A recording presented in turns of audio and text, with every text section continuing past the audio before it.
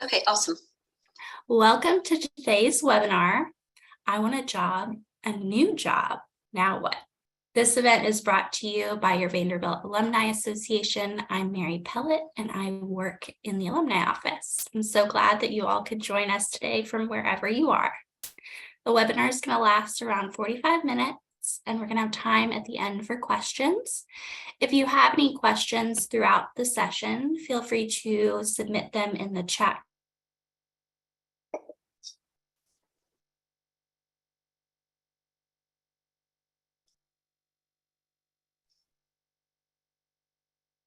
webinar.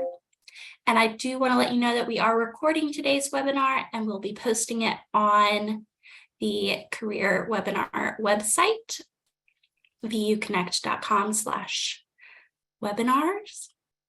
And then, as many of you know, we have Hallie Crawford here today. We really appreciate Hallie coming back again for another wonderful career webinar.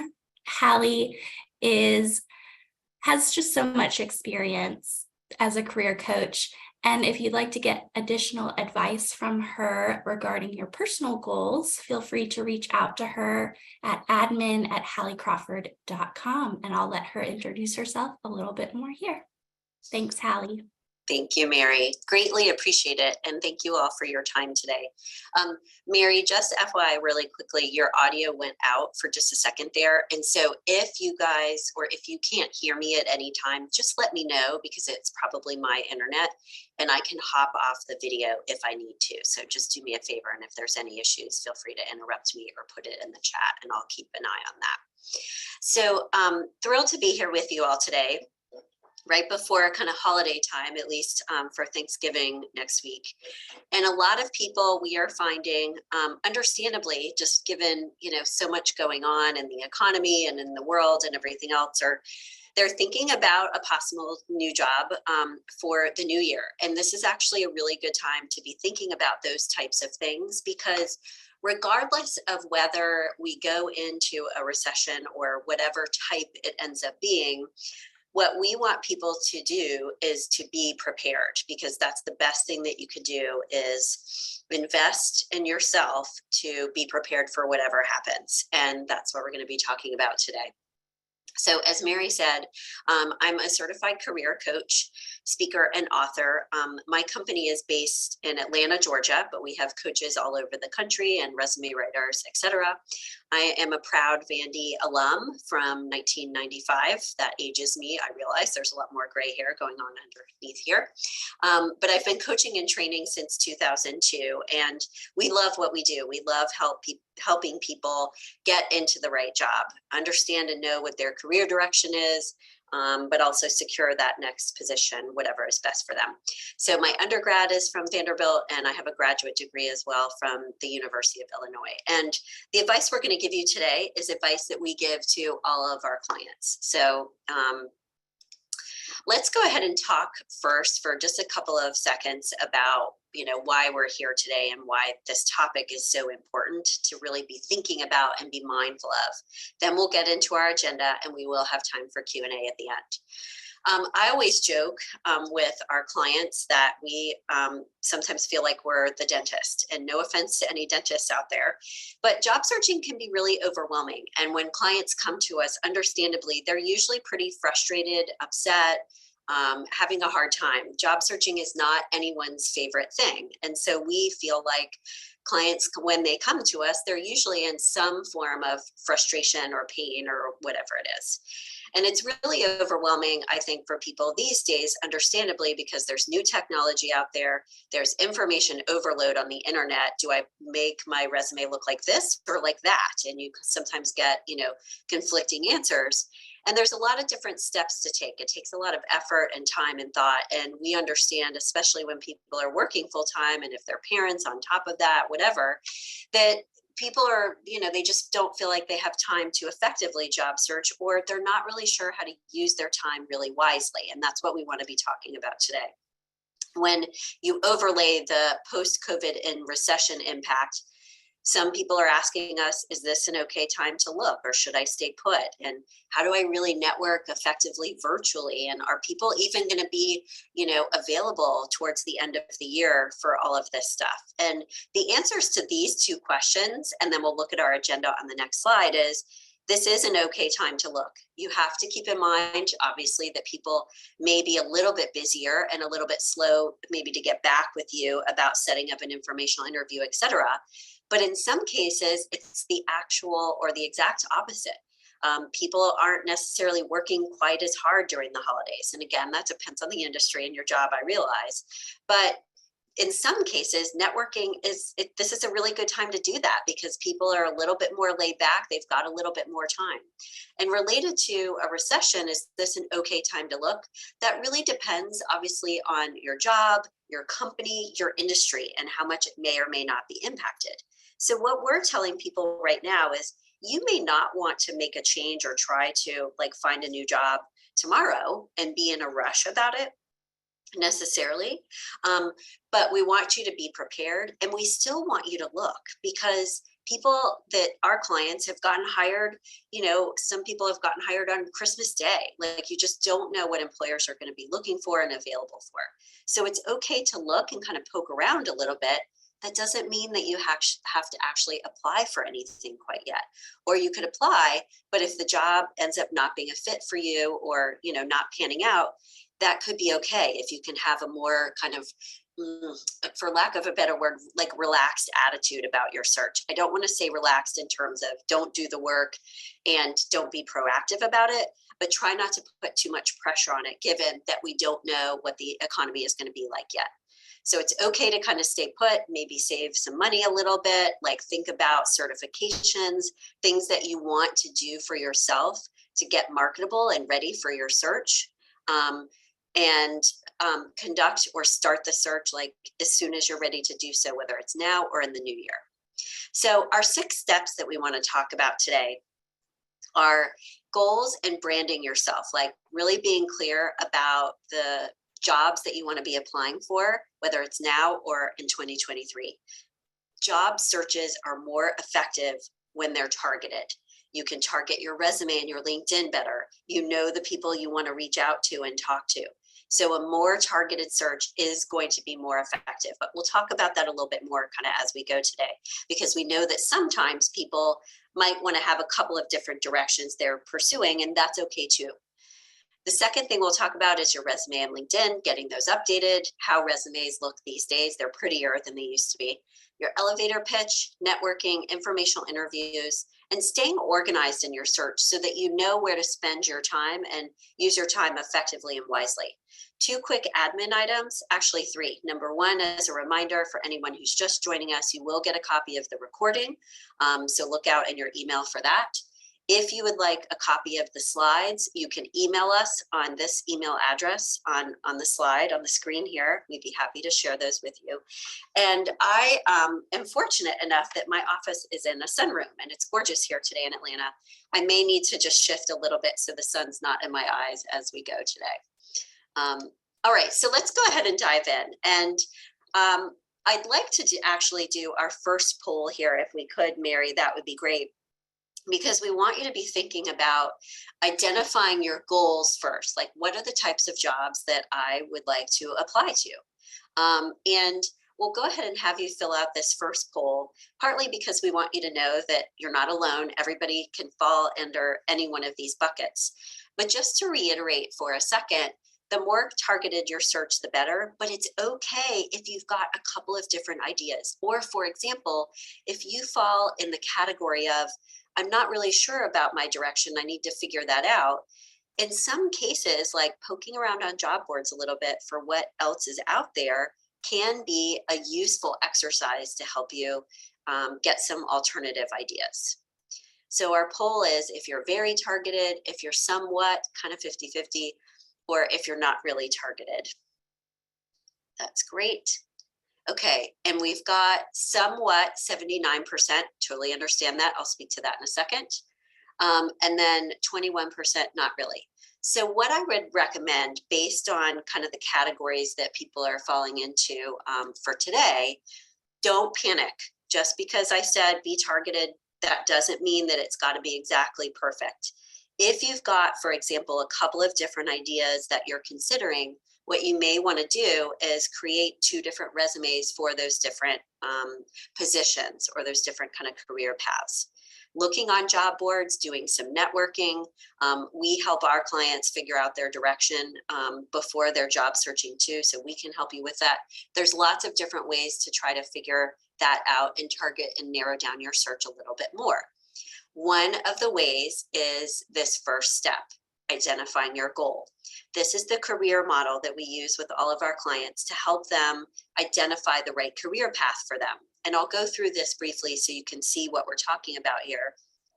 And you can download this and use this kind of as a checklist to help you brainstorm ideas, but also narrow down your ideas as well.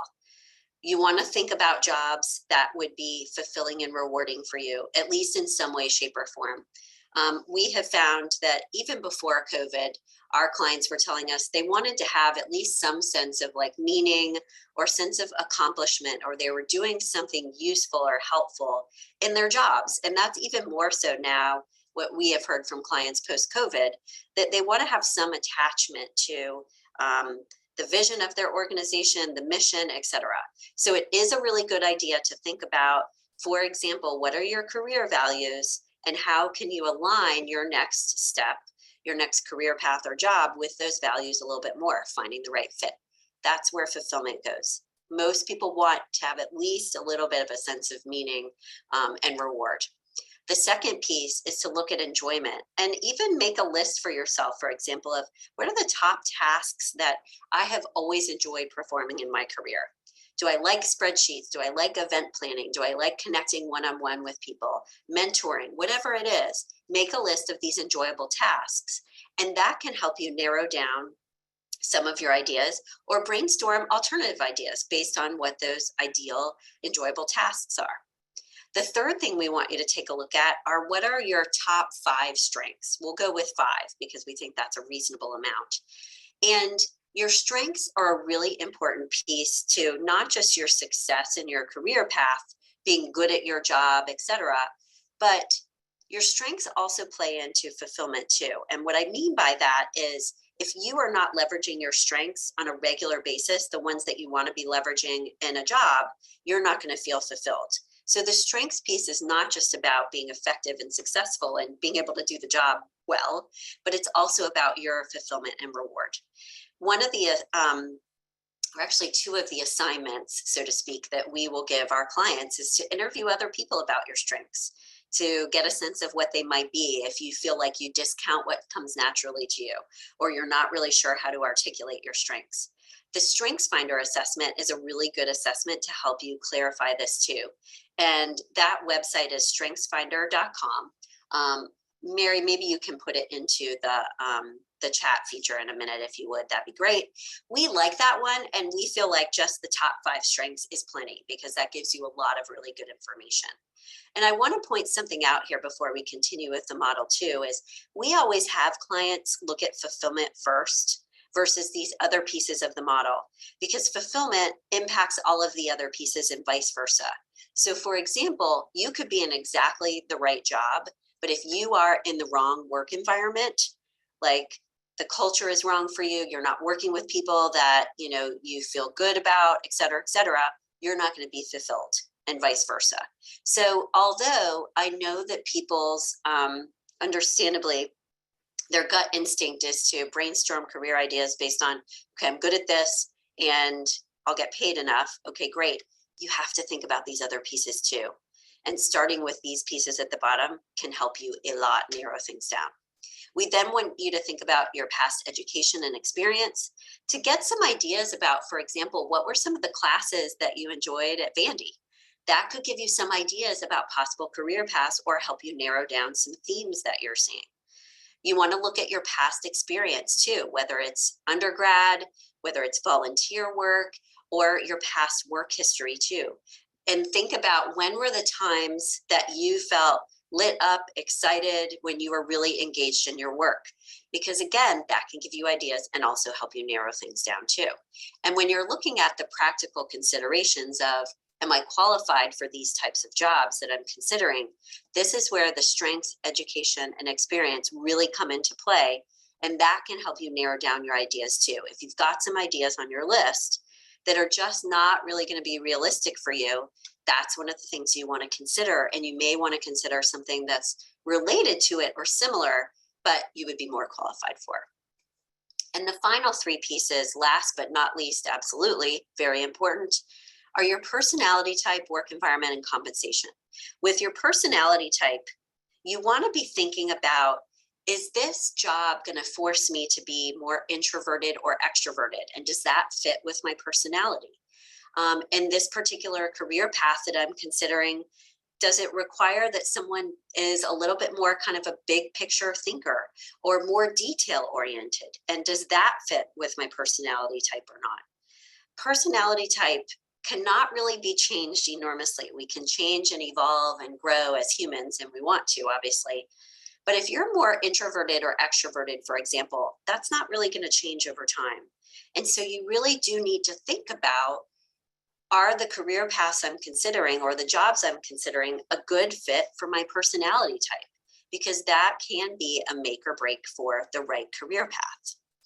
We want you to also think about work environment, and that comes next. And if you think about it, work environment and personality type are very much intertwined. So with work environment, it's about considering the culture, the values of the organization, the team members that you would be working with, the location, if it's remote or in person, etc. And your personality type is going to impact, and vice versa, whether you're in the right fit, whether you're in a large organization or a small one, and what's better for you, a large or smaller team, etc. So work environment is a huge one. That is also a make or break. As I said earlier, we have had clients who end up or who start with us, one client in particular who's in Chicago, who came to us and she said, I'm so miserable and unhappy. I feel like I need to go be a chef. And she was a consultant at one of the big 4 consulting firms. Great place to work overall, but not good for her at the time. And when we went through the model with her, what she started to realize from a practical perspective, using this as a checklist, is that it was really the work environment that was the problem, and ultimately her boss. She liked her team. She liked the people that she managed. She liked her, their clients, etc. But it was really kind of a toxic work environment, and everything else was a good fit for her. So what she decided was, ultimately, she wanted to get rid of some of the travel as well. So she wanted to be an internal consultant within an organization instead. But instead of having to go be a chef, she was able to make more of a course correction. So please know that even if you feel really unhappy in your current career path, 9 times out of 10, or maybe like 7 times out of 10, you will be able to make a course correction versus a huge dramatic change in order to have it be a fit for you. So don't think that you're doing anything wrong. If you decide, maybe this is just a shift I need to make, it's good news because that's going to be easier for you too. But the model will help you be practical about it. And then last but not least at all is compensation. This is critically important. We just want people to think about fulfillment and these other pieces first, to really think outside the box, to get a lot of really good possible career ideas that they can then narrow down based on practical considerations. Like, am I going to be qualified? Is this the right work environment? And is it going to pay me enough? Because when you use the model this way, starting with fulfillment, et cetera, first, you're going to come up with a lot more career ideas than you would have otherwise if you start with the practical at the beginning. And compensation, obviously, is everything from salary to benefits, flex work time, working remotely or not, et cetera, et cetera. So all of these things need to be heavily considered, especially in this economy where I do think employers are still listening more than they were before. It is not like it was during the Great Resignation where they were desperate for employees and had to throw things at people. So it's gone a little bit more back to reality, but I do think they're still listening more and have to. And you can demand a little bit more than you have been able to in the past in terms of work-life balance types of benefits as well. So when you're trying to figure out your ideal job, the model can help you in the ways that we've described. And literally, you can start to use it as a checklist to say, okay, here are some of my ideas, which one's going to work, which one's not, and also help you brainstorm ideas too. As part of step number 1, setting your goals, we also want you to think about identifying and really understanding your brand, because you can't conduct an effective search without really getting that. And we understand that it can take a little while to get a sense of your brand. Like this could take a few weeks or like a month to kind of sort through by talking with people and understanding what makes the most sense for you as well. So don't think this is like a turnkey thing, but we want you to think about these items for identifying or understanding what your brand is. Your brand can be a combination, and we want it to be a combination of not just your strengths, your education and experience, what you bring to the table, what you're good at, but employers want to hire people that are excited about their jobs and that are passionate about them. So it's okay to include that, not just in your elevator speech, but when you're communicating with a prospective employer or talking about something in your cover letter, why you're passionate about or interested in their particular job. We had a client once, this was a few years ago, but he was telling us that he had to hire 11 new people. He was a VP at a consulting firm, and basically said, if they can't tell me why they're passionate about or really interested in this position and the work that they do, they're out. So it's valid. Okay. And then also include your personality type in your brand. If you're like a go-getter, more extroverted, or on the opposite end of the spectrum, more introverted. So you can say something like, I listen really well and I ask really good questions. All of these things can lead to your brand. And when we look at the career model again, just for a second, this is where that comes into play again. All of these different pieces can help you identify what your brand is, how you stand out uniquely from other people that may be applying for these jobs. For example, we had a client once who was an interior architect, and growing up, his family actually owned a construction firm. It happened to be in Chicago, 2 Chicago examples. But he had that unique past experience personally of really being able to understand like how things were built, not just how they were designed. And that was a unique part of his skill set and brand that he brings to the table. So that's what you want to think about. What unique kind of past experience or strengths you have from, a different type of job or volunteer work that you bring to the table. And as part of this, oops, I wanted to change to the slide. There we go. Oh, sorry, guys. Hold on. Let me go back to the slide because I pressed it too many times. My internet's a little slow. When you're working on your brand and identify it, we want you to then move towards updating your resume and your LinkedIn. And we'll talk about that next as we go. So your brand, you want to ask yourself, is my LinkedIn and my resume really not just articulating my strengths and skills and some of my results, but really telling the employer, like painting a picture of who I am and what it would be like if they hired me. That's how we want you to think about your brand. The other thing we want you to do, and then we'll get into resume, LinkedIn, is we do want you to make sure too, before you're getting into all that stuff, that you check your online presence and clean everything up if you need to. Google yourself. It's just really interesting to see what's out there because you just never know. And if there's something that you need to take down, want to pay attention to it. And the same with all of your social media too, because employers, they will search for you. The majority of the time, once you apply, they will Google your name. 9 times out of 10, it will be your LinkedIn profile that comes up first, or someone with your same name. Or if they see anything else, social media wise or anything else, they will turn you away. There's lots of people applying. You don't want to give them a reason to do that. Let's talk about step number 2. And I am paying attention to time. We will have time for Q&A at the end, just FYI.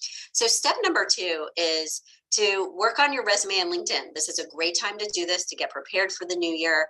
This is the time when people and organizations, in some cases, depending on their fiscal year budgeting, when they're thinking about their budgets for the new year.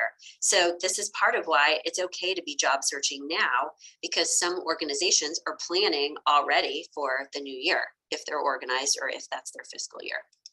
So as part of this step, obviously, When you want a new job, you need to work on your resume and your LinkedIn profile.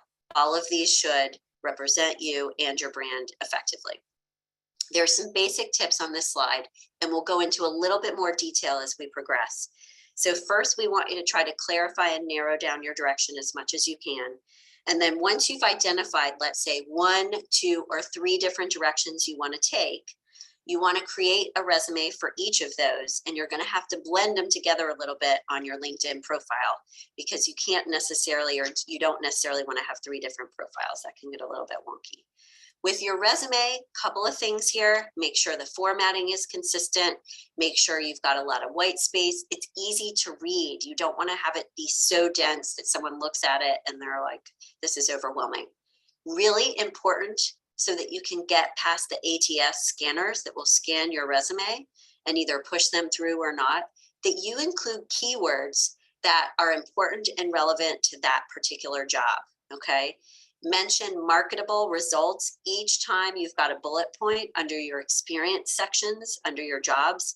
Don't just have it be a list of tasks that you performed, because not to be rude, but who cares? For all they know, you performed those tasks, but poorly, and nothing good happened as a result.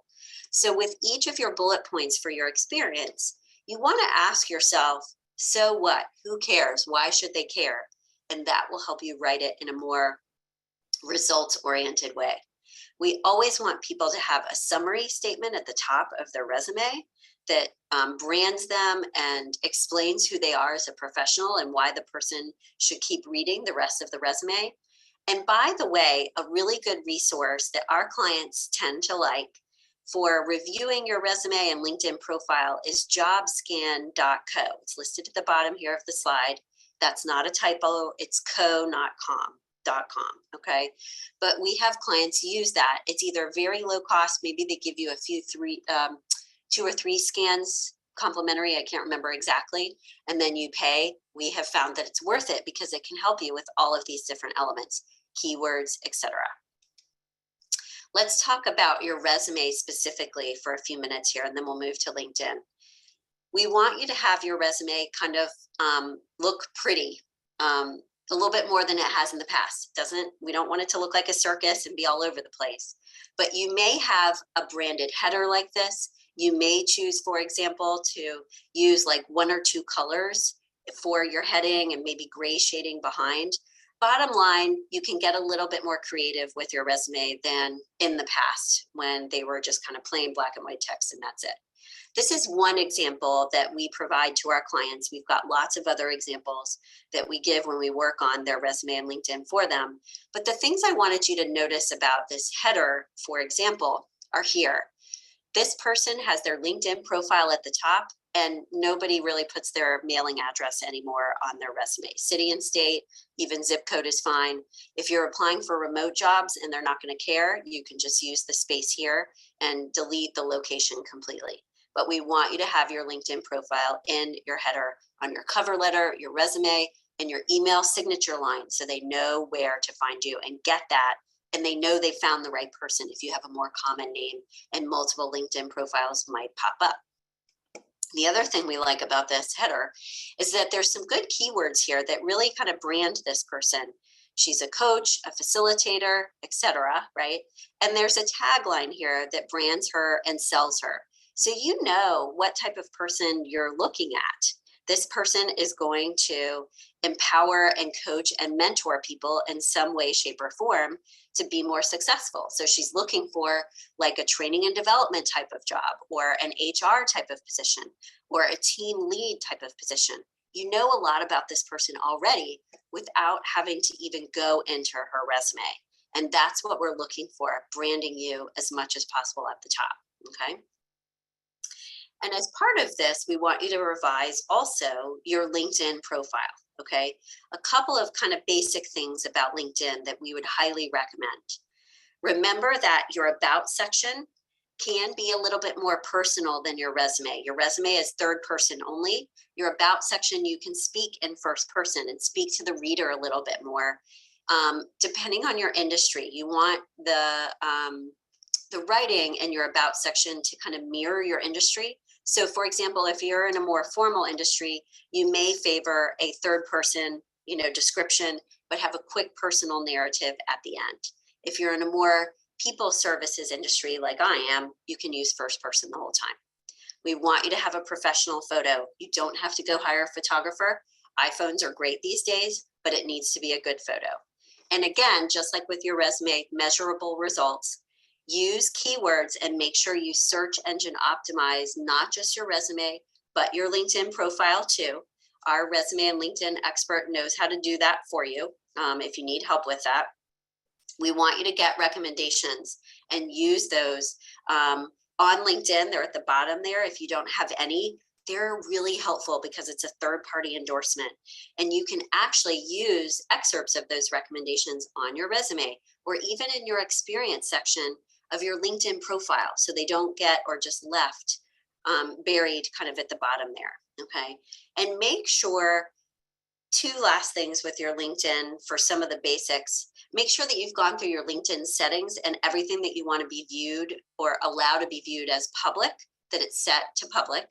And also that if you're looking for jobs now and you're ready to be contacted by employers or recruiters, that you've got that box checked in your settings too. Have a friend or someone proofread or help you with your LinkedIn profile, because a second pair of eyes is priceless for this. And we actually want you to have a branded banner as well.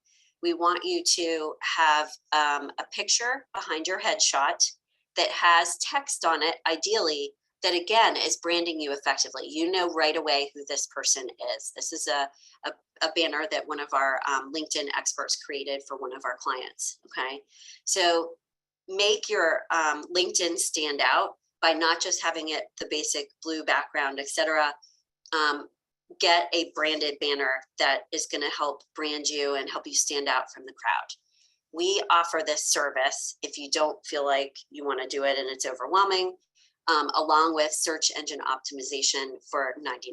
Happy to do that for you. Just email us at the same email address that you would request the slides, etc. Step number 3, let's talk next about developing your elevator pitch. And when I say this, your elevator pitch can kind of be an excerpt from your summary on your resume, or part of what I just showed you a few minutes ago with the header on that example resume that we provided. It doesn't have to be something that you're creating necessarily from scratch, but it's something that needs to be short, sweet, kind of punchy to the point, and that you feel confident about, so that, for example, at the beginning of an interview that you land, that is something that you would say as part of the question, tell us a little bit more about yourself, for example. It's also what you would say when you're introducing yourself to someone to ask them for an informational interview or at a networking event, et cetera, et cetera. So your elevator pitch is actually a really big deal too. I think sometimes people forget this part of their search because they're like, well, does that really matter? Am I not just going to talk to this person? It actually does matter, because even if you're not using it all the time, having that statement ensures that you have a really clear sense of what your brand is. And that's going to come across regardless of the type of conversation that you're having with someone, okay? So if we could do our second poll here, how many people have an elevator pitch, Mary? That would be great. And we'll talk about this for a moment.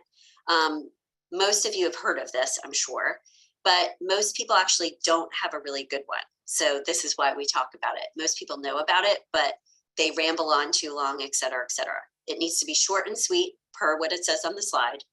And you want to spotlight how you're unique and different from your competition, the other people that might be applying for the same jobs that you are. And ideally, we want it to be memorable. Now, we know that that can feel like a lot of pressure. You don't have to be a comedian and have it be something so funny and perfect in that way. But something that most people can relate to is really nice. We'll give you some examples on this next slide. And that it's memorable in some way, shape, or form, that even if it's how you deliver it, it's memorable, so that the person walks away saying, okay, that person is going to be great with XYZ, and that's what I need to keep them in mind for example. So we'll give you a moment to do the poll. Awesome. And most people don't, 82%, which makes perfect sense. Don't feel bad. That's why you're here. but we do want you to work on this as well. Again, it can be excerpted from your summary on your resume or even from your about section. But part of what I want to say about all of this is I don't want people to feel like they have to recreate the wheel with all of this content that they're trying to develop for their job search. So what I want to say there is, oh, I hate when this happens. Sorry, guys. Let me just turn that off. I was afraid that might happen because I don't always know how to turn it off. It's a great idea to have like one Word document with your elevator pitch, with what you want to say to prospective employers, what you want to say to people to set up an informational interview, so that again, you can kind of recycle things a little bit and not feel like you're having to start from scratch every time. And I say that now because your elevator pitch can come from or be excerpted from your summary statement, and you can put it literally, and let me get to the next slide here, on in your about section on LinkedIn. The things you want to be thinking about with your pitch are, who's your target audience? Do you help, for example, like the example that we gave before, veterinarians know what type of medication is going to be best to prescribe for certain situations. Your target audience is veterinarians because the person on the slide a couple of minutes ago, that's who she sells to for her clientele. Your target audience might be organizations. Like if you're a financial analyst, for example, it might be, I can help your organization fix their budget or, whatever it is. Target audience, identify what the deliverables would be, fixing their budget, analyzing their data so that they save money, whatever it is. And having an opening sentence that grabs attention is a really good thing. And then we always like people to practice it too, ideally in front of the mirror, or even record yourself so that you can see how you're coming across. Here are a couple of examples, and I'll leave this up for just a second so you can take a look. But remember, you'll get a recording of today, and you'll also be able to get the slides if you email us at the bottom of the screen here. But if you look at the one on the bottom left, for example, this guy is an environmental engineer and consultant. He helps government agencies figure out how to get through this minefield, so to speak, of environmental compliance. And most people, that would make sense to them. We can imagine that there's a lot of environmental regulations that people have to deal with. So it's memorable because it's kind of catchy and everyone can understand it. But he also explains like he's a really good project manager because his projects are always on budget and on time. Now, he's going to have more time to talk with whomever it is he's speaking to. So also remember that you don't have to shove everything in to your elevator speech. If you're thinking, well, I want to make sure I get this across and this across, the conversation will continue. This is supposed to be like a hook for them to want to continue to speak to you, to want to ask you questions, etc. Okay. And if you feel like you need more help with this or anything else that we are talking about today, we always offer a free strategy session. We will give you advice, but it's also a chance to learn about our coaching services too. So we'll talk with you about that. You can email us, same email address as the other things. And we're actually just launched, it's launching next week, but we can give it to you now. Our year-end sale where it's $50 off any one of our coaching packages. So we can give you a little bit of money off the LinkedIn and resume work, but it's not going to be quite that much, just full disclosure. This is more for our longer-term coaching packages. Feel free. I'm happy to chat with you a little bit more about how we can help you, what you need to do next. Let's talk about step number 4. So after you've gotten your materials a little bit more put together, updated, etc., now it's time to start networking. You can start networking a little bit before your resume is perfect, but just keep in mind that people are going to ask for it. So that's where you want to kind of balance your time there. A lot of jobs are still found through networking. Now, some jobs are found through LinkedIn, not just applying, but where recruiters or employers are contacting or reaching out to candidates. And that's why we have our LinkedIn guide do people's LinkedIn profiles, because having the right keywords will help you get found and they'll reach out to you for interviews, etc. Okay. But we also want you to network with the Vanderbilt LinkedIn group, huge resource for you of possible networking connections with that warm kind of connection that will make it easier, not like you're connecting with just a stranger. Check out Facebook. If you've got a lot of Facebook friends and you want to let them know you're looking, that's something that our clients have done in some cases, depending on their comfort level there. Meetup.com is a really good place to look for networking connections and maybe join a group. Industry specific associations can be so helpful, and just general social groups. So LinkedIn is really important. And let's do this last poll here for today. How many people feel like they know how to use LinkedIn for their search? That's going to be your primary thing. So if you're feeling overwhelmed with your search and you're like, okay, Hallie, what should I do first?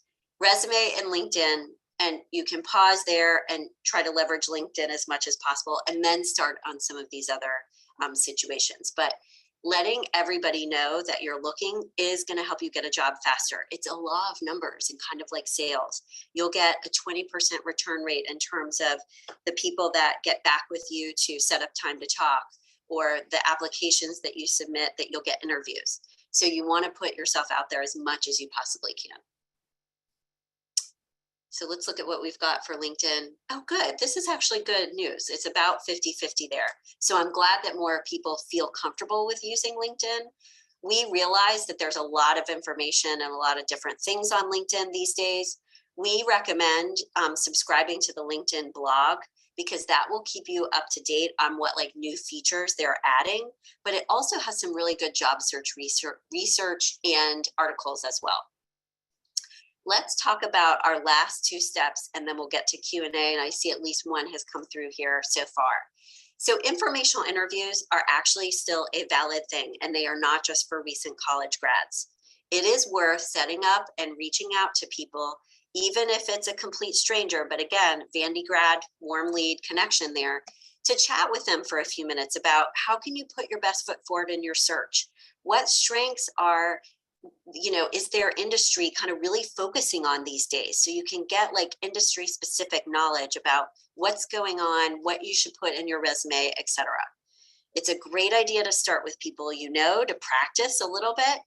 It's really important for you to be specific with people that you know, but also that you don't know, and let them know you're looking for information, not asking them to get you a job.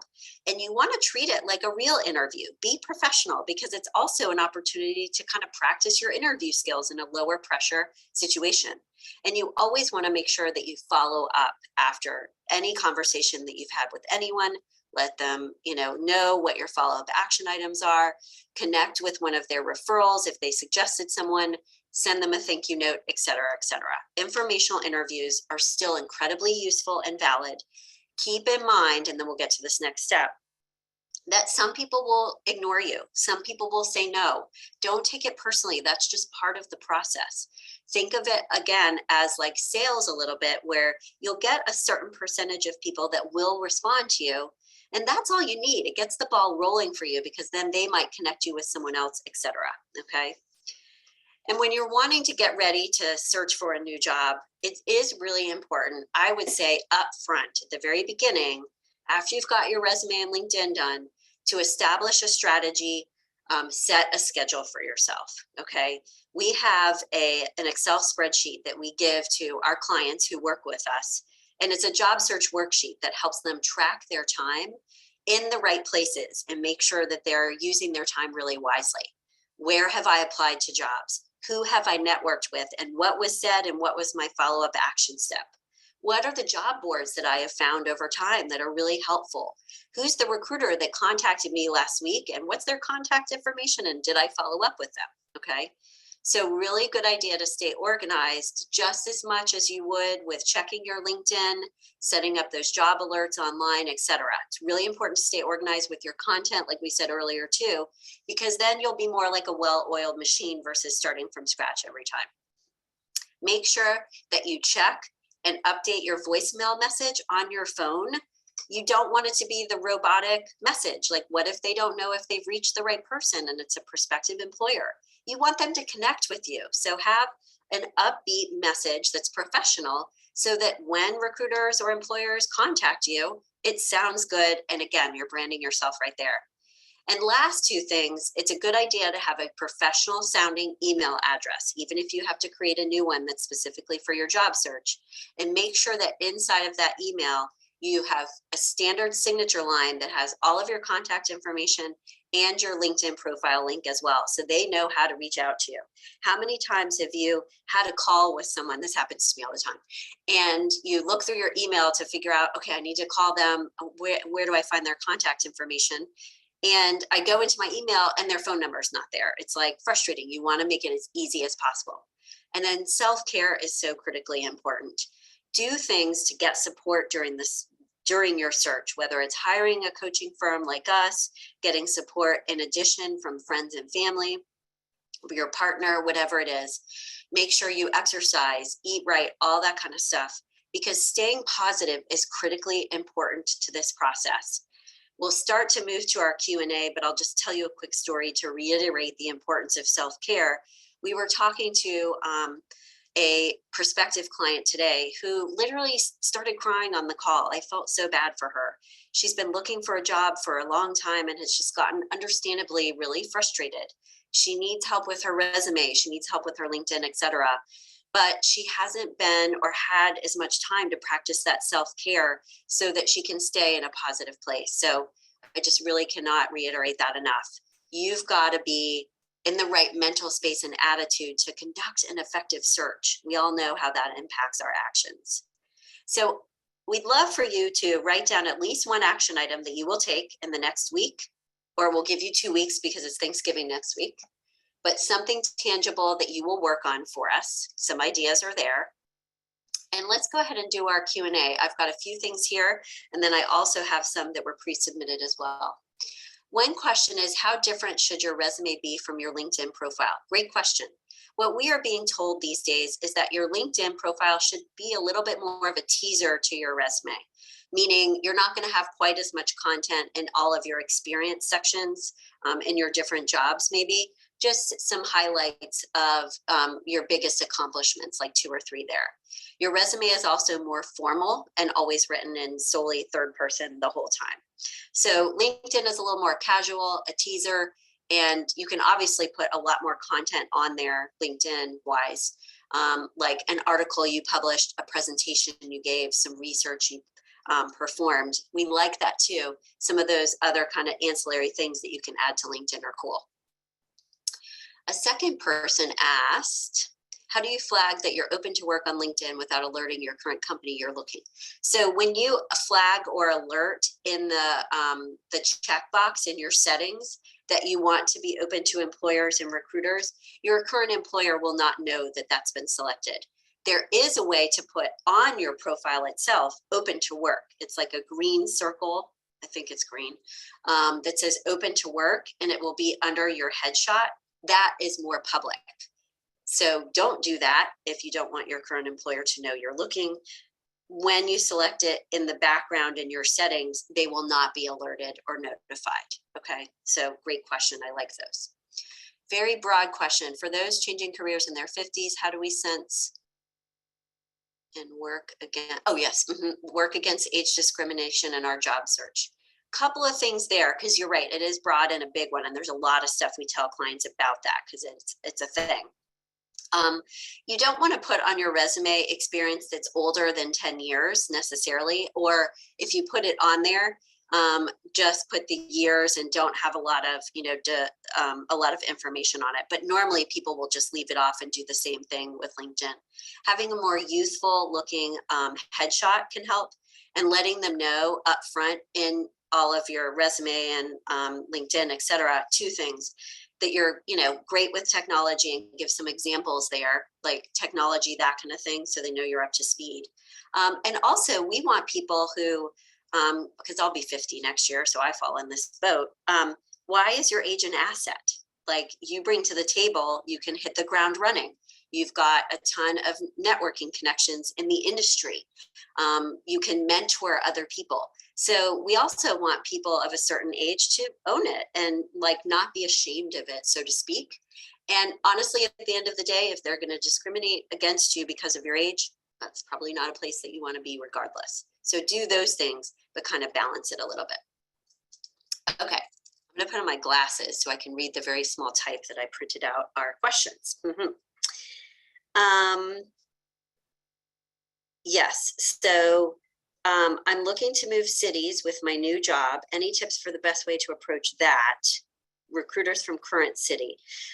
So what I would do is, I mean, obviously you have to tell them what your current location is, and you can't necessarily say like my location is elsewhere, but be a little bit broader or general with it. Like don't say, you know, Decatur, Georgia, say Atlanta, Georgia, but let them know in your about section and in your summary statement that you are open to relocating, and or even more so, you're planning to work or move there on X date if you have that kind of plan.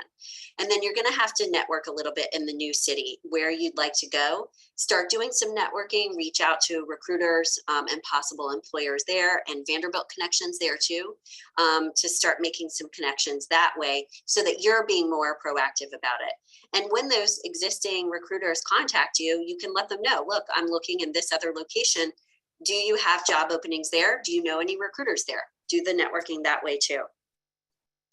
Another one is, I've been out of the workforce for 15 years. Is it best to begin with volunteer positions? Yes, it's okay to do that. I would put whatever you have been doing in the past X number of years at the top. And you can say like under your experience section, but you can clarify for each of those positions that it was volunteer. That's totally fine. But what did you do during that time to demonstrate what you have been doing and what strengths and skills you bring to the table? Another person asked, does it help to post career-related activities on social media outside of LinkedIn? Absolutely. I would definitely do that because that will help keep you in front of more people and help them. You'll be top of mind for those people too, and they'll know what's going on with you as well to refer you to different hiring managers or people that they might know are hiring. If you're looking at a couple of industries, how would you recommend handling your LinkedIn summary? This is a great question too. So I did want to answer this one, and then I've got to hop off in about like 3 to 5 minutes here. You want to make your summary a little bit more generic in that case. So a little bit more, for example, like project or program management, like managing budgets or whatever, versus you're using language for university administration or consulting. Think of like what are kind of the more generic or transferable skills that you have that could be relevant for both directions, and write your about section that way.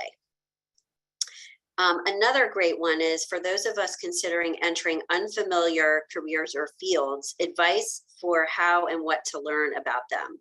Yes, some good websites are, one website is bls.gov. Mary, maybe you can stick that in the chat box for me.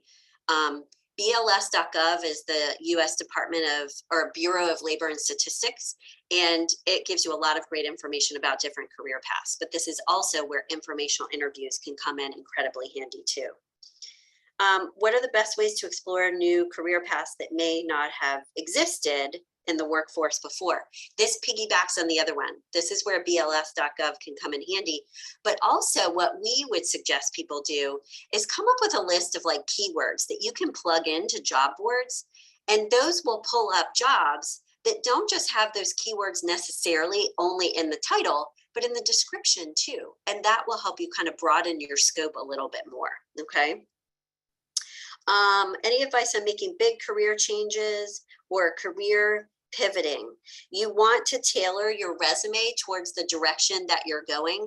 And similar to what we were saying earlier about LinkedIn, I don't want to say genericize it because that sounds terrible, but in a way you're making it a little bit more generic so that you're taking out industry specific lingo to where you are. And you're also moving towards like the transferable, you're talking about the transferable skills and experience that would make sense for this new pivot that you're going. Okay, and then LinkedIn doesn't really work for it. And so I'm going to pass your name around, pass your name around. Okay. The last question is a little bit cut off, and I think it's really, really specific. So Mary, what I'm going to say is if anyone has additional questions they want to ask. Number one, even if you think of it like in the next few weeks, feel free to email. The admin at Create Your Career Path goes to me as well as my assistant. So I will see that and I can answer that for you. Feel free to email questions in addition to asking for the slides, et cetera, et cetera. And before we go, I just want to thank you all for your time and let you know that I get that this can be really overwhelming. Just try to take it in baby steps and give yourself some time and say, look, I'm going to work on this over the next, several weeks, the next month, get everything, together and work on it one day, put it down, work on it again the next day. Don't try to sit there and update your resume in one sitting. That will drive you crazy. Do it over time. Mary, before we go, is there anything you'd like to say in closing? And you're so welcome. Thanks for the kudos coming in. Well, thank you, Hallie, and thank you everyone for being here. I dropped a survey in the chat box. If you have feedback that you'd like to share with us, we'd love to hear it. And hope you all have a wonderful rest of your day. Yes, and happy Thanksgiving, everyone. Have a great day and great holiday. Bye-bye. Bye.